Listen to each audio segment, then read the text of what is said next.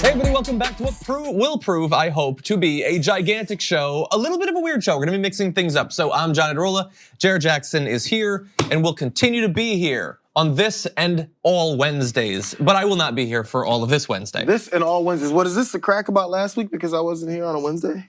I was driving, John Adarola. I was just making a promise that if people like you, halfway across the country I was driving with a 7-year-old in my back seat asking after 15 minutes, are we in Arizona yet? Yeah. No. And you weren't because you wouldn't put the pedal to the metal. Anyway, but look, I'm gonna be here for the first couple of blocks. A little bit later on the show, Brooke Thomas is gonna be taking over because I have to go cover Bernie is speaking at a strike that's happening at UCLA a little bit later on today. So we wanna do some live coverage of that. But before that, we're gonna be talking about a lot. Bolsonaro, the fascist president of Brazil, visited the US, we'll be talking about him. A little bit later on the show, Brooke is gonna be breaking down effectively a new poll tax in Florida, as well as the next move for Andrew Gillum. Got a lot of attention, a lot of hype in that last election, and now he has figured out what he's going to do with that. And a lot more to get to as well. Actually, in the next block, we're gonna be talking with Philippe Nassif about the jailing of a female human rights attorney and activist in Iran, getting a gigantic sentence for effectively no crime whatsoever. So we'll be breaking that down in just a little bit. But first, let's talk about what's been going on in the US. So yesterday, Brazilian President Jair Bolsonaro, one of the foremost fascists currently in elected office around the world, visited the US to meet with someone who would like to join those ranks. That's Donald Trump, and they talked about a number of different things. I wanna show you just a section of Bolsonaro's remarks. And while you're watching this, also take note of Donald Trump's reaction. Brazil and the United States stand side by side in their efforts to ensure liberties and respect to traditional family lifestyles, respect to God, our creator, against the gender ideology or the politically correct attitudes, and against fake news. Okay, so there you have Jair Bolsonaro, a guy who we might be reporting in 2 years has been mass jailing and torturing journalists. There's no reason to believe that that won't happen. Talking about fake news as dictators around the world have been doing since Donald Trump popularized and turned an actual word or phrase that meant something into whatever a dictator wants. And Donald Trump likes it. He's happy that Bolsonaro also uses that phrase. Another note though, we're gonna talk about the fake news. Donald Trump was kind of like his version of gravitas during that, but he did start nodding, and he started nodding when the reference to gender ideology came up, which we'll be talking about in just a minute. But first of all, overall reactions to these two buddies getting together. This goes to exactly what we were always talking about when he was running, and I've gone back to it several times. It's because it continues to show itself. Whenever we talk about the characteristics of a president or a candidate at this point, and then we knew that foreign leaders, they had a specific playbook they had for Trump. They said, butter him up, say what he likes, act like you're his best friend. Have you remember the best friend thing with Kim Jong-un and how that's worked out so far? And yeah, people have given Trump credit for trying to speak with Kim Jong-un. But then when talks fail, it's because his best friend line didn't pan out. It wasn't based on any kind of actual real life agenda or policy that you can actually implement. It turned into because we were best friends, we fell in love, and then the love affair fell apart, and now everything else fell apart. So these guys aren't dumb. They know what words to say and what to use and how to butter him up to put him in their right favor. So he's doing the same thing here. I'm sure he believes it as well, but he's like, oh, I can align myself with a guy who's thinking the same way I do, and then I can get some kind of favor with him. When you're electing a president and you point out these characteristics, it's not just for fun. It's because when he's actually in office and now he's been there for 2 years and he does things like this, he continues to legitimize horrible people that will allow them more cover to do what they've been doing. Yeah, and look, I think, if you read between the lines, I think it's pretty clear why Donald Trump wants to get in better with Bolsonaro and why Bolsonaro cares about Donald Trump. There are a few things that they want to work together on.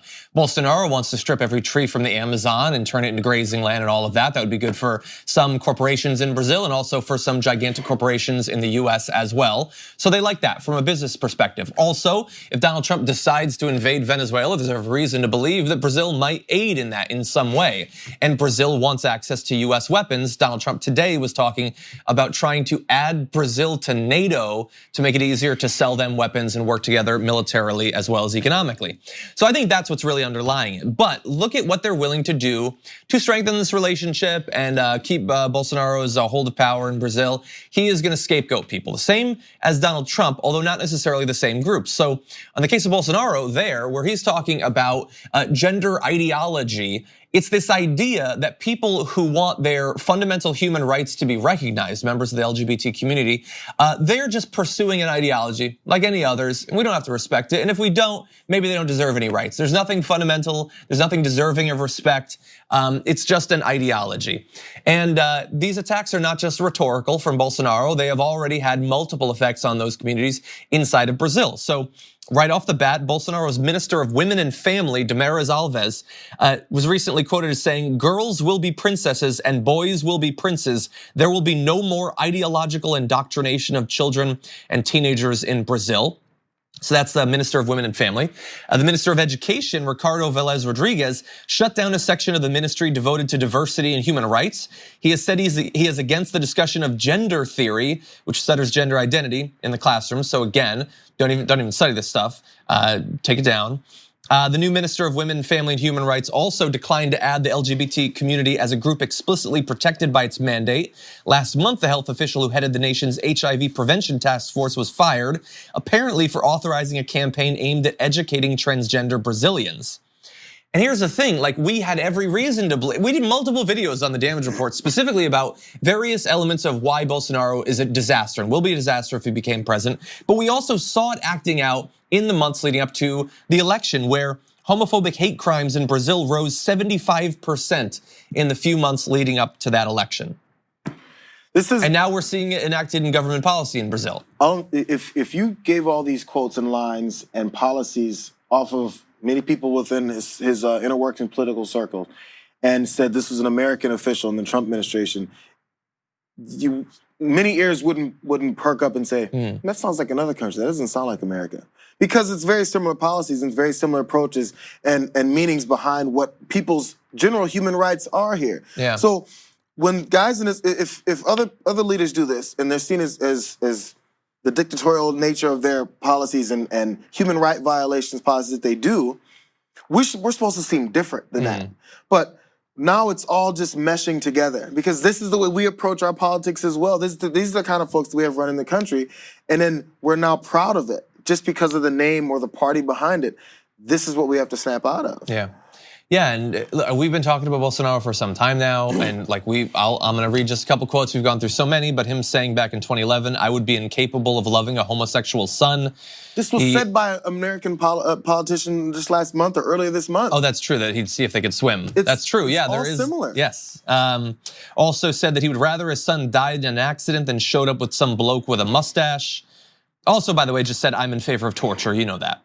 So that's the leader, and to see him standing there with Donald Trump, and to know, based on multiple years of experience with Donald Trump right now, that if that guy was, the centrist or center-left leader of Canada or France or some other country, there's a chance that Donald Trump will hold them accountable for a number of different things. But if it's Duterte or if it's Un or if it's Bolsonaro, no, there's not gonna be anything. There's gonna be cooperation, mutual respect and understanding. That's what there's gonna be. And to see them staying next to each other and to know how much they have in common ideologically, that is truly depressing. And not trying to hide it. Usually you may think, oh, they have these things in common, but they're trying to hide it and make sure it doesn't look like he's right there, shoulder to shoulder with someone like Bolsonaro. Okay, so really briefly, I want to hear your perspective on this. Steve King is still in elected office. He has defended white supremacy and white nationalism, which was 1/10 the scandal as Ilhan Omar's recent comments. And now he's dipping back into that well. He's asked a very simple question. Do you think a white society is superior to a non-white society? This is a woman, Mary Lavelle, who asked him that. And he said, "I don't have an answer for that. That's so hypothetical. I'll say this, America is not a white society. It has never been a completely white society. We came here and joined the Native Americans." Man, joined is doing a lot of work there. That word is being stretched to the snapping really point. Joined. There's words other than joined I would use. But he says, "I don't have an answer for that. That's so hypothetical." It's weird. He's had an answer for that in the past. It wasn't that hypothetical before when he said, well, of course, he's using other terms. Western civilization has so much, it's far superior than any other civilizations because of what the people that have come and created it did. He didn't say anything about joining Native Americans then. Didn't say anything about, other civilizations were thriving historically before this one started thriving. So this, in his mind, was the smart answer. He goes, I'm getting ahead of this. They're not going to catch me on this anymore. I think that hopefully people can see through it, especially with his history of not just all the constant comments and tweets and speeches, but going and visiting anti-Semitic and white nationalist organizations, endorsing politicians that endorse this ideology and policies that would support it. I mean, look, he's been taken off of his committee assignments. I guess that's something. But the fact that if Ilhan Omar said that about, I don't even know what the equivalent would be, but like something about Islam or something to drive the conservatives crazy. Like there would be serious talk about, we got to get her out of there. Primary her instantly. Nancy Pelosi would be like, oh God, I don't know. What if she could ruin our chances in 2020? You could assume a lot of things if they were asked about Islam. Is Islam and Christianity level, playing field for religions? So I don't really have an answer to that. I'm not sure. Depends. It's a hypothetical question. And it's just, God, after a weekend of Donald Trump refusing to call out white nationalism, white supremacy, instead turning the conversation to literally anything. It could be like, Kate McKinnon or George Conway or whatever he wants to talk about, instead of actually taking this seriously. To see another elected politician on the Republican side effectively endorsing it by not denouncing the idea that there's an inherent superiority to a white society. How are you not scared about American government at this point? It's easy to answer the question. It's easy to answer that question. Yeah, it's relatively, you know what? It's not. Lots of different societies are awesome. Okay, so we're gonna take a short break. When we come back, Philippe Nassif is gonna be joining us to talk about another basically attack against human rights inside of Iran and the legal implications of a development. We'll be talking about that after this. We need to talk about a relatively new show called the Republic, or UNFTR. As a Young Turks fan, you already know that the government, the media, and corporations are constantly peddling lies that serve the interests of the rich and powerful. But now there's a podcast dedicated to unraveling those lies, debunking the conventional wisdom. In each episode of the Republic, or UNFTR, the host delves into a different historical episode or topic that's generally misunderstood or purposely obfuscated by the so-called powers that be, featuring in-depth research, razor-sharp commentary, and just the right amount of vulgarity. The UNFTR podcast takes a sledgehammer to what you thought you knew about some of the nation's most sacred historical cows. But don't just take my word for it. The New York Times described UNFTR as consistently compelling and educational, aiming to challenge conventional wisdom and upend the historical narratives that were taught in school. For as the great philosopher Yoda once put it, you must unlearn what you have learned. And that's true whether you're in Jedi training or you're uprooting and exposing all the propaganda and disinformation you've been fed over the course of your lifetime. So search for UNFTR in your podcast app today and get ready to get informed, angered, and entertained all at the same time.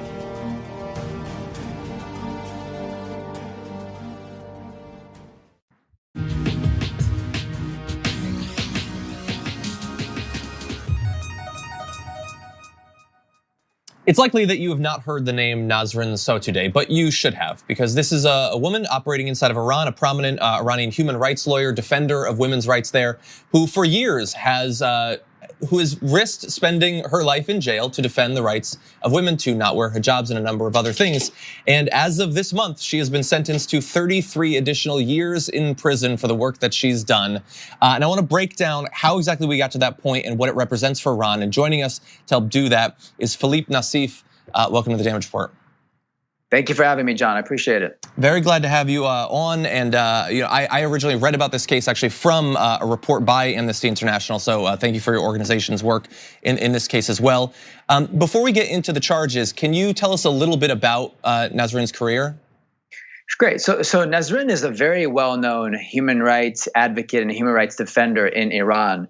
She is an activist that has been out front and open and very, very brave for many years when it comes to the issue of the rights of women, the rights of journalists, freedom of speech, freedom of expression in Iran. And many of these things are taboo topics. And if you are out front and advocating for changes to the right for women to be able to not wear the hijab, for example, or to be able to write and speak openly and freely about what it's like to be a woman in Iran, these are considered offensive by the government of Iran, by the theocratic government that runs the country. And what we see here is severe punishment being handed down to Nasreen after she was arrested last summer. And we're concerned about her plight. We're concerned about all of the women that are currently detained in Iran, over 100 of other women activists like Ms. Sotoudeh. And it's a big concern for Amnesty and for the human rights community. And as you point out, she's already spent, it's getting on towards a year in prison, cut off from her family. Right. I mean, you talked about it being severe punishment, so let's talk about that. So what is the sentence that she is facing? And also, what are the charges that the Iranian prosecutors got her on? Well, the Iranian prosecutors are, they use a very archaic penal code that levies a variety of charges against women in particular, from prostitution to being outspoken about violating the hijab rule in Iran that is considered sacred by the theocratic government of the country. This is a individual who has advocated for years that women should not be forced to wear a hijab. In Iran, if you are a woman, you have to wear head covering when you're out in public. And this is a woman who's been out front and open about how she does not feel like she should be forced, and women should be forced to wear this hijab. So they hit her on that charge. So she's got 38 years in prison and over 120 lashes that she's going to be given, which is a brutal sentencing. And the judge went out of his way to give her the maximum penalty on all of the charges that have been levied against her. And it's horrific to see this sentencing. It's cruel. It's inhumane. And we're very concerned about the complete collapse in terms of the regard for the dignity of women like her. And human rights defenders in Iran. It's just getting worse and worse if you want to be a critic of the government and of its policies. So considering her role as one of the foremost defenders of women's rights inside of Iran, do you think that this sentence is really, is it about her, or is she being made an example of? She's being made an example. It's not just about her, although they really fear her because she's an effective advocate. She has a big following in Iran. She's effective. They're terrified of women following in her example. Keep in mind, Iran is in a deep economic crisis right now. There have been a lot of protests. There's a lot of anger at the government in Iran for putting the lives of ordinary Iranians, reducing the quality of life, making it impossible for them to start businesses, get jobs, et cetera, et cetera. On top of that, you have a crackdown on the ability for Iranians to communicate, to engage on the web, on social media, access to information, being outspoken about issues like the hijab, for example. So there's been a protest movement in Iran that is focused not just on some of the human rights conditions, but on the economic conditions. So this sentencing is a message to anybody that wants to cross the government of Iran. Don't do it, or you will be lashed and you'll be thrown in jail, locked away, throw away the keys for over 30 years. So it's more than just the issues that she's raising, because there's a lot of anger in Iran right now, and the theocratic government is terrified of what will manifest out of this anger. And so it sounds like what you're describing is that this is not some sort of outlier, but that this is part of a trend in the wrong direction in terms of the willingness of the regime to respect fundamental human rights or expand access or make the rights worth more in practice. Absolutely, absolutely. This is a trend. If you look at the trend lines in Iran, the Iranian regime has never been a champion of human rights, to say the least, okay? Both internally and externally in the region. We have seen a complete collapse with the regard for human rights conditions across the Middle East to begin with, especially the last several years, where a lot of these regimes feel like they're not going to be punished if they are punishing their citizens who are speaking out openly against them. So on top of that general trend of the countries of the region, from Saudi Arabia to Iran to Egypt, you've got the particular situation within Iran itself, and the economic situation, the anger at the government, etc. This is a part of the reasoning for their sentencing. They want to make an example of her. They want to scare people from being outspoken and challenging the government on these issues. but they're going to fail because there are many, many others who are now not afraid to be out there, even with this kind of a sentencing, challenging the government because they feel like they have nothing to lose. Is there anything that either the government or perhaps more realistically people watching the show can do to actually help the situation, to help get some justice for her? I think that right now we in the United States don't have much leverage on Iran. We've sanctioned them, we're punishing them for a variety of reasons, really unrelated to this particular case or even human rights conditions within Iran writ large. But I do think the average everyday American can be reaching out to their members of Congress to continue to talk about the human rights aspects of what's happening in Iran and across the region. But also in particular, our European counterparts. The EU does a lot of business with Iran. The EU is engaged in talking with the Iranian government. They have a little bit more leverage to pressure the government to release people like Nasrin and many of the other human rights defenders that are currently in prison and start respecting the average everyday individual who is trying to engage in public discussion about what it's like to live in Iran today. And I think that we have leverage there. Hopefully. Philippe Nassif, Middle East Advocacy Manager for Amnesty International. Thank you for joining us today. Thank you for having me. We're gonna take a short break. Actually, when we come back from this break, Brooke Thomas is gonna be joining the show and taking the reins. Jayar Jackson will be staying on, so lots more to get to after this.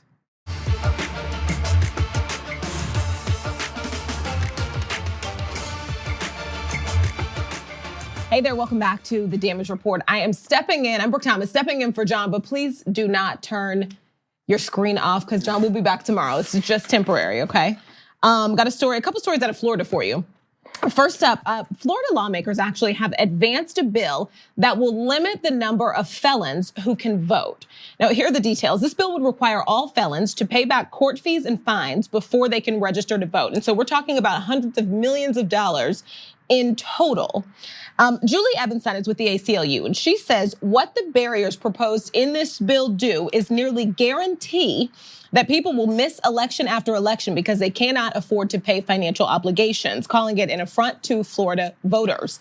This past November, you'll remember Floridians voted to restore voting rights to certain felons, and many have already been registering. Now, what this bill will do is it will kick people off the rolls, some who have actually already been voting in recent local elections.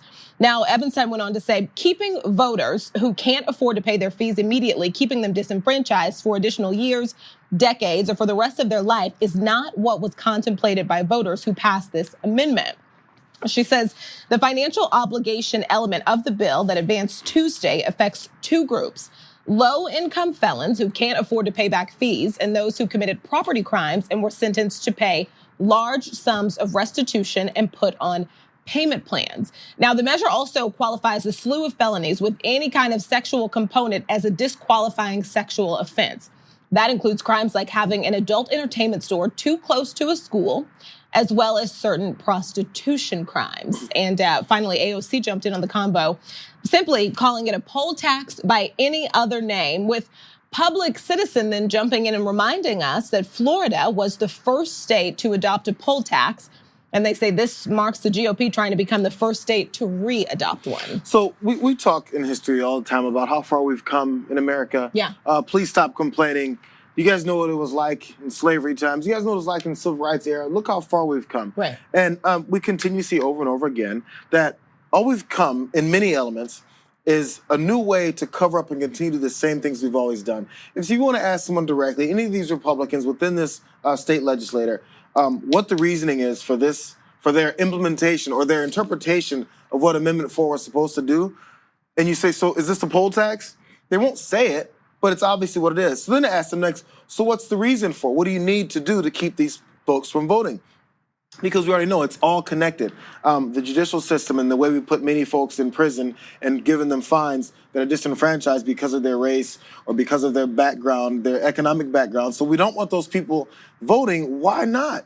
Don't you want to appeal to people who've come out of prison and want to contribute to society? I thought this is in America. This is a place of opportunity, right? Right. So many times these folks come from communities that already get put down and given less opportunity.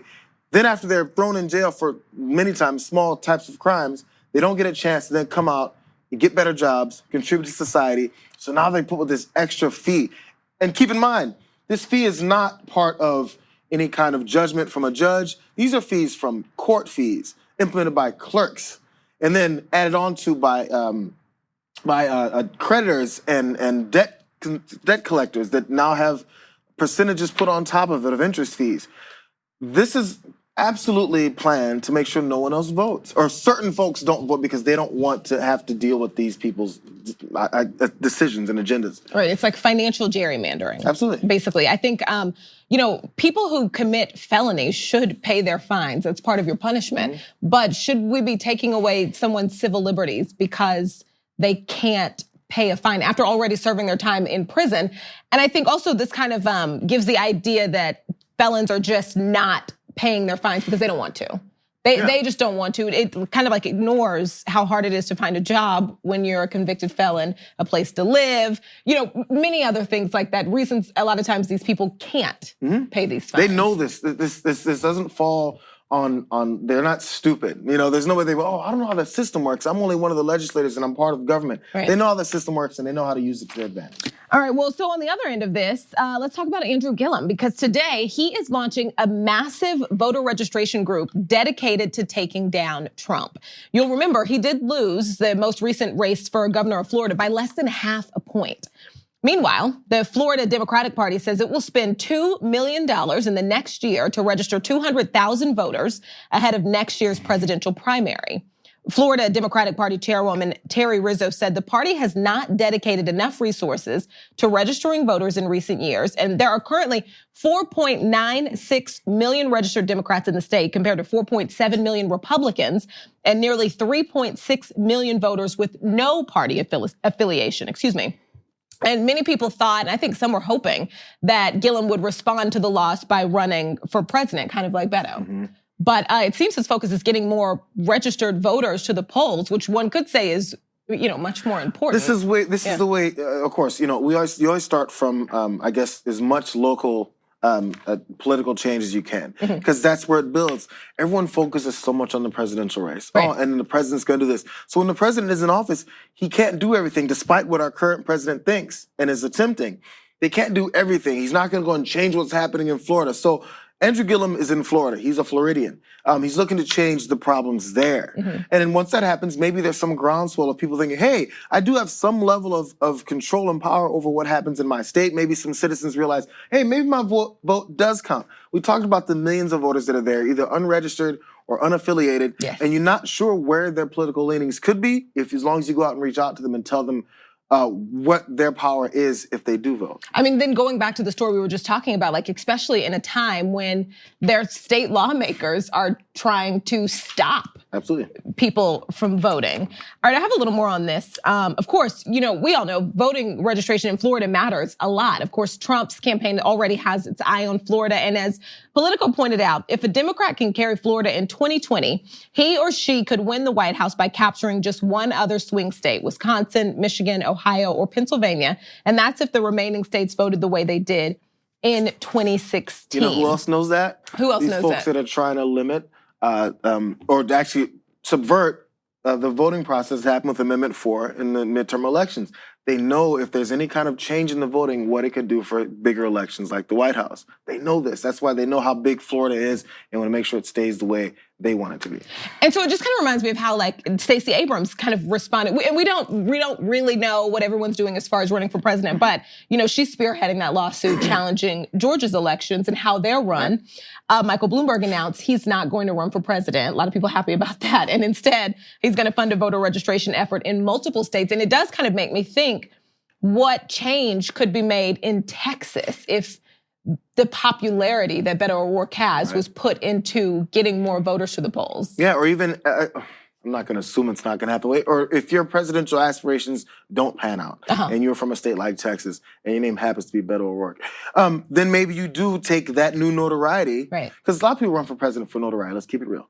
And many of them are like, okay, this is going to boost something else that I'm looking to do in my life. Once you have that boost, see what you can do and see how committed you actually are to the political process and advancing real agendas in America. Yeah, better chances of winning many more races if that's where your efforts are, for sure. If that's what we're looking for. Yeah. Because we know presidents without other support from other elements of the government actually a lot of times are handicapped. We saw it happen with President Obama. We had many complaints about the approaches he took when he did have the majority and also had control of Congress with the Democratic Party.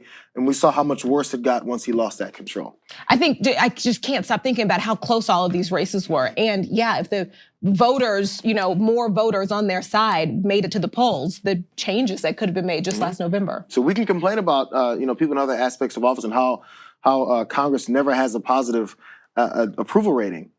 But get people in office that you like, and you're gonna have positive approval ratings for people that are there. Look, and we know the types of characters that scare many of those in power, like Alexandria Ocasio-Cortez. We know the new folks that have come into Congress.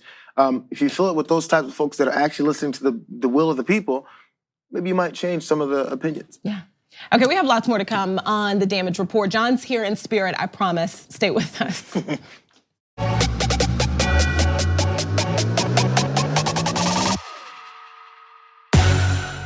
Hey there, welcome back to the Damage Report. I'm Brooke Thomas, sitting here with Jayar Jackson. Jayar Wednesdays. Jayar Wednesdays, absolutely. What's the matter with John you? Wednesdays too. He's here in spirit. Okay, guys, I'm just filling in for him for a little bit today. John won't be back. We are joined by a special guest today. We have Terrell Jermaine Starr here. He's a senior reporter with The Root. And you, Terrell, good morning. Good afternoon. I guess it's afternoon on the East Coast, huh? It is. And so you've been covering the 2020 elections. You've had a couple big interviews that got a lot of attention. Your Kamala Harris interview got a ton of attention. I was actually waiting for it because kind of like the tease up to it. I want to just jump right into some things that you've been talking about, some answers you've been getting from candidates. And why don't we start with reparations? Because I remember, I think it was a tweet, and you've said that Julian Castro is the most devoted to the true definition of reparations. Can you explain that and maybe possibly where other candidates are getting it wrong? Absolutely, and I should correct that. Actually, Marianne Williamson, who is also a candidate for president, she's actually even closer. And I think with Julian Castro, I guess more of the mainstream person who people feel has a closer shot. In that case, it would be Julian. And what I mean by that is many of the candidates have been pretty skittish early on about the conversation, but it's been activists that's been pushing the discourse on it. Basically, specifically creating policy that aims to target Black people, right? And so it's not something in which we want reparations for Black people to end racism. It's more about paying a financial amount of money to Black people across the state for the travails of slavery. Now, we asked Kamala Harris about this, and she said that she was for it. Then she spoke to The Root and said, well, I'm not trying to do anything necessarily for Black people. So she gave a very different answer to the Rio than she did to us. And I think with Cory Booker, he talked about baby bonds. And so you have a lot of people who seem to be afraid to take that on. But then you have Julian, who people consider to be a third or maybe second tier candidate. And what I'm looking for during this campaign season, as I talk to him and others, is if he's able to take economic justice and be more forward with it, he's probably going to have a greater shot than many people anticipate on Super Tuesday and the rest of the campaign. He could potentially be a sleeper if he keeps up being more specific about reparations and also other things that impact Black people directly, particularly with the wealth gap. Terrell, this is Jayar. So when on the talk of reparations, we've had all these with the field growing so much for the presidential, for the Democratic side for the president. When they have to talk about reparations, there's always a concern that they're not coming off correct to the right voting bloc or coming off badly with another voting bloc. So they're trying to be very careful, which I think is why. They don't want to offend white people. Let's just say it, bro. Yeah. So so that's trying, but they also don't want to lose the Black vote either, right? So do you think because of the identity of many of these candidates that they're looking to find where their niche is? Like, does Castro have an advantage because he's not the Black candidate or one of the Black candidates are seen as that? So is it easier to fit in, or maybe even as a Black candidate, it's easier to have your message said a certain way? You know, that's actually a good question. During this particular cycle, I don't think any of that matters because you have the most diverse pool of candidates in presidential, Democratic primary history. And so you have to remember that the activist movement is really what's pushing this discourse. And so in 2016, this conversation would have taken place because candidates don't feel forced and compelled to do it. But actually go to 2018 where you have Stacey Abrams, you have Andrew Gillum, you have the AOCs, you have the Ayanna Presleys of the world who are coming out being bold and Black and proud of it and winning on that and leaning into that. And so there is a way in which Black women in particular have been moving this conversation. And so you basically can't be a scared candidate anymore. This campaign cycle is not going to go for it, and particularly Black voters. And you have to really speak specifically to Black voters because people are paying attention to Iowa, they're paying attention to New Hampshire, but if you don't win Super Tuesday and you don't get the majority of the Black vote or a strong percentage of it, you're not gonna win, particularly Black women. And so if you know that, and Julian Castro does, and we know that based on his hiring of a Black woman to be his campaign manager, someone who has legitimate power.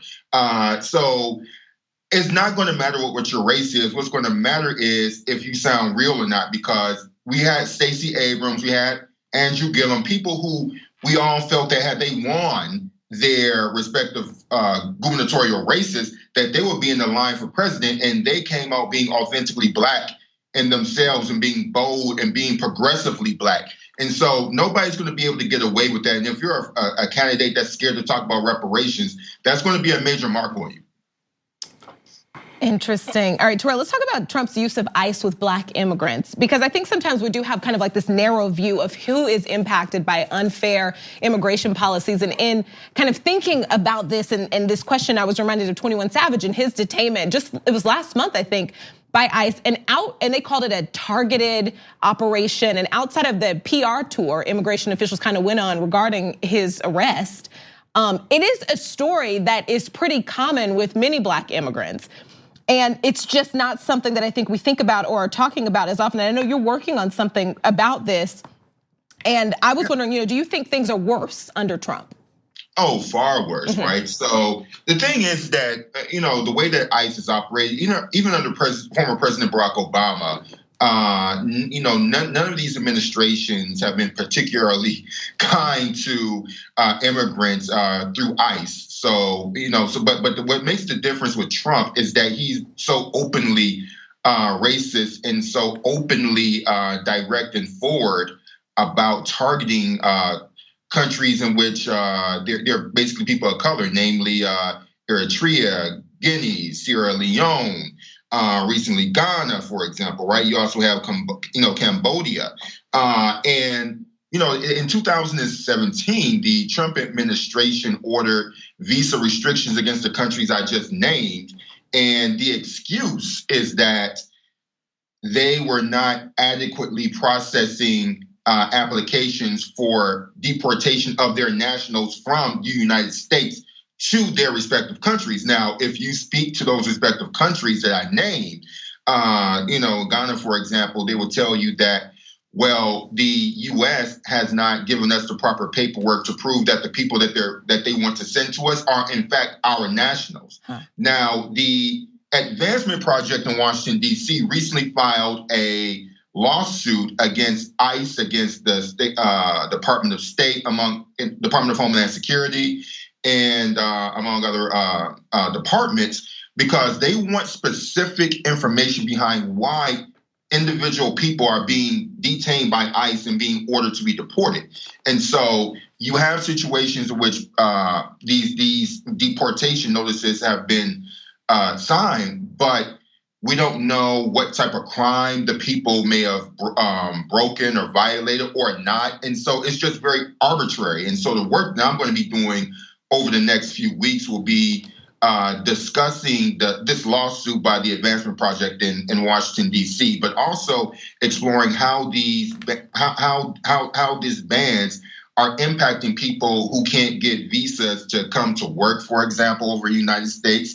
Also, people who are detained by ICE who don't necessarily have the right to representation during hearings or right to translators, et cetera. And so those are some of the things I'm doing. But it's a very arbitrary approach that this administration is taking place. And is it far worse? Yeah, most definitely. Yeah. Terrell, thank you so much for joining us today. Terrell Jermaine Starr, senior reporter with The Root. Looking out for your next piece. Thanks so much. Thank you. All right, we will be right back with a little bit more for you.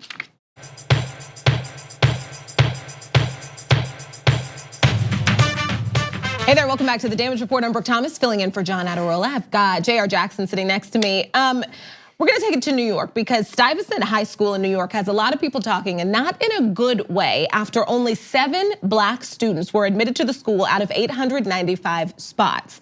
Now, Stuyvesant High School is one of 8 specialized public high schools in the city, and more than 4,800 black students took the exam to get into one of those 8. And here's kind of just like a stat to put things in perspective, okay? Black and Hispanic students make up more than 2/3 of the student body at New York public schools. But look at this picture of how many get into the specialized schools. Take a look at this chart here. So the black students are in the orange. These are the 8 specialized public high schools in New York City. Look at that. And so again, out of probably the most popular, 895 spots recently. This is class of 2023, if you want to feel old. And yeah, they're 8th graders right now. 7. Schools Chancellor Richard Carranza said the 7 student admissions figure reflected bad news for the city's performance with students of color, saying we're also once again confronted by an unacceptable status quo at our specialized schools. Now, Mayor de Blasio has been trying to scrap the entrance exam process, but he's got to get approval from Albany to be able to do so. So this is another example. The whole scandal came forward with rich folks paying for their rich kids that don't know anything to get into colleges that they don't want to be in. Yeah, right. That they're absolutely unqualified to be in. If they took exams and exams were actually, I guess, factored into their decision process, many wouldn't get in. But we complain about how minorities are being placed in places they shouldn't be.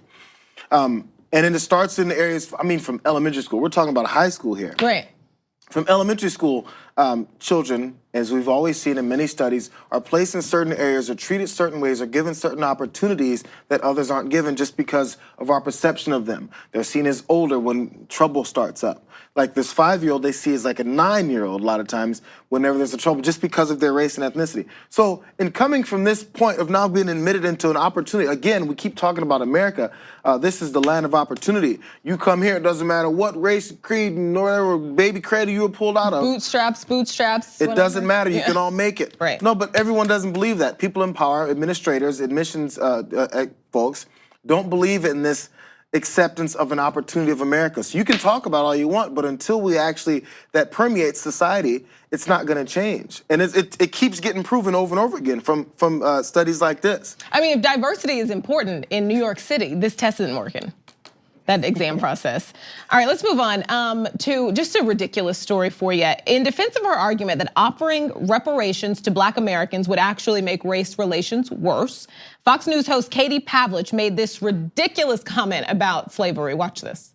They keep blaming America for the sin of slavery, but the truth is throughout human history, slavery has existed, and America came along as the first country to end it within 150 years. And we get no credit for that to move forward and try and make good on that. We did have a very bloody civil war. Or over that issue. We also, and the 150 years are a long time. The racial history and the remnants of the Civil War, particularly blacks in the South. Correct. Yes. That was not an easy path. I mean, that was bloody and violent and deadly. And there were Native Americans here when we showed up. Yeah, we're still, my point is that we were the country that decided to end it, and we're still dealing with the issue. But if you want to start a problem and to inflame racial tension even more, start blaming people who have nothing to do with slavery for the sin of slavery. That is not fair. That's not the American way, and we shouldn't be doing it. I'm just wondering, does Harris Faulkner get hazard pay for having to sit through conversations like that? She's had to do it so many times, and sometimes I look at her face and I'm wondering, is she rethinking Wait, are you her? okay? She's going, okay, I can't wait to get home because there's a nice bathtub I'd like to get in and just forget my day. So, okay, so going on to what Katie Pavlich said here, Okay, we're getting credit for so many ending. reasons. That's why we didn't even have enough I time. was a career-long bank robber, and one day the police caught me and sent me to jail. You know, give me credit for stop robbing banks. Right. Hey, they stopped you. You didn't do it on your own. There's still people in the South right now that reenact Civil War battles, hoping that the South had won. People get married on plantations. It's horrible. Do a plantation tour and see how happy they are to talk about what used to go on there. That's all for the Damage Report today. John will be back tomorrow. Thank you so much for watching.